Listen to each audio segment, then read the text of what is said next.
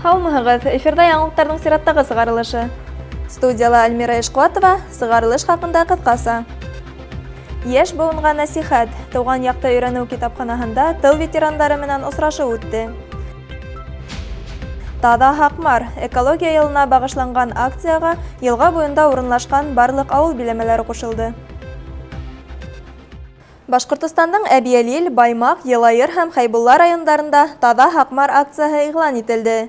Һаҡмар йылғаһын һәм уның ҡушылдыҡтарын сүпсәрҙән таҙартыуға 18 ауыл биләмәһе 100-гә яҡын торлаҡ пункт йәлеп ителгән. Төбәктә Һаҡмар йылғаһы таҙартылғас, эстафета Ырымбур өлкәһенә тапшырыла.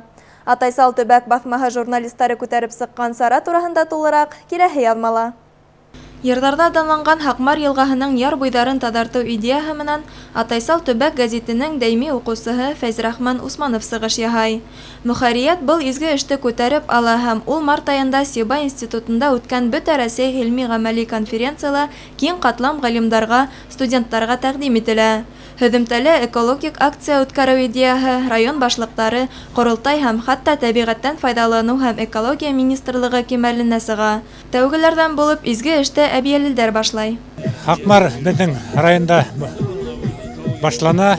Ул Әхмәт ауылынан 12 саҡрым алыҫлыҡта урынлашҡан шишмәнән башлана инде. Шул шишмә лә беҙҙең таш билдәләнгән урыны бар.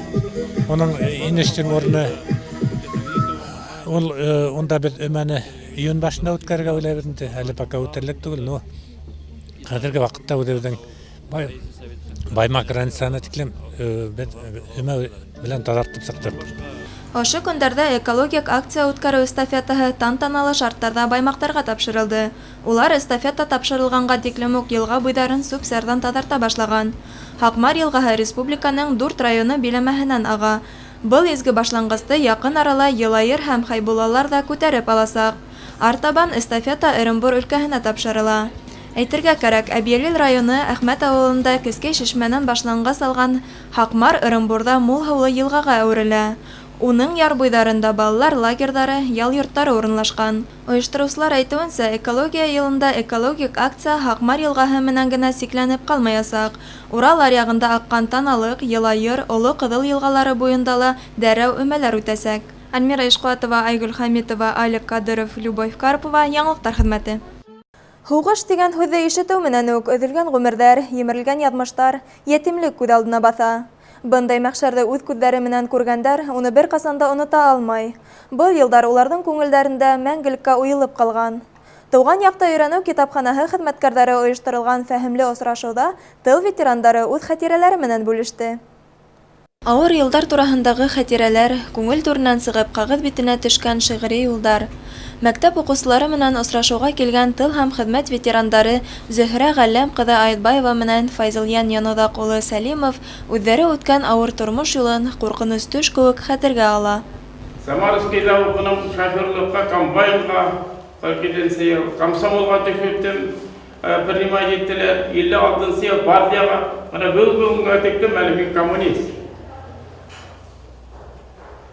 Үҙ дәүремдә эшләнем 53 йылдай, 8 айда 21 көн трудовойда, без отрыв производства. Шул дәүрдә эшләгәндә 7 мәртәбә һайландым. Авыл советына, 1 мәртәбә район советына, шулай иттереп, почетный грамотамда етерлек 21 һаҡлана. Ну, эшләнде. Иван Манов, кеше аптырайҙа буя, 54 йыл буйына нисек эшләнек тигән хәбәрҙәр булғаны, ну, эшләргә туры килде. Иван Манов мин. Тыл ветераны, хеҙмәт ҡыҙыл байраҡ ордены кавалеры Фәйзылйан Яноҙаҡ улы атаһын армия сафына алғандан һуң әсәһе менән 5 бала донъя йөгөн үҙ иңдәрендә күтәрә.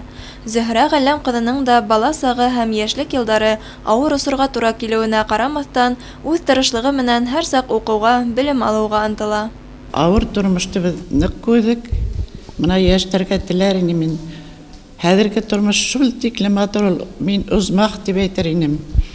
Хәзер эш һөяр кешеләрнең вакыты, эш яратыр кирәк, менә яшьләр, эш һөяр кирәк.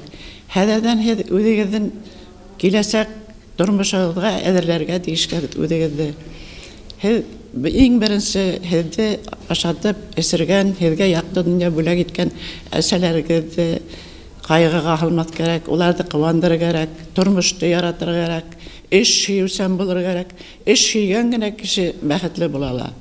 Һугыш кайгыларын күргән тыл ветерандары һәр тыныс көндең кадерен белеп, шөкер итеп яшәй. Күңелдәрдә йөрөткән хатирәләрне улар еш кына шигъри юлларга һала. Ил өстенә төште, кара булып, елга булып атты кылылган. Яшен һәр урында, күңел кебек булды алгытан. Бомба яуды ямгыр кебек, юкка сыкты авыл кала. Һугыш йәлләмәне картын яшен, етим калды газиз балалар. Еңе өсөн үҙҙәрен аямай эшләгән, аслыҡтан, юҡһыҙлыҡтан интекһәләр ҙә киләсәккә өмөттәрен өҙмәгән улар. Шуға күрә лә беҙ уларҙы хаҡлы рәүештә көслө быуын тип йөрөтәбеҙ. Тик-тик, тик-тик тип тейрәк, көнөн-төнөн таңдар атҡанда, ә һыҙаттар ҡайтты. Ҡайһы ҡулһыҙ, ҡайһы аяҡһыҙ, хатта бейештеләр ағас аяҡ менән. Тик-тик килеп еңеү туйына, тик-тик тип тә атай йөрәге. Тик йөрәге беҙҙең йөрәктә, тик тейрәк. Беҙ атайһыҙ үҫеп йөрөһәк тә. Альмира Ишҡуатова, Алик Ҡадыров, Гөлгөнә Рыҫкилдина, Яңылыҡтар хеҙмәте. Ошоноң менән беҙҙең бөгөнгө сығарылыш тамам. Хәйерле сәғәттәр теләп, мин һеҙҙең менән хушлашам. Һау булығыҙ!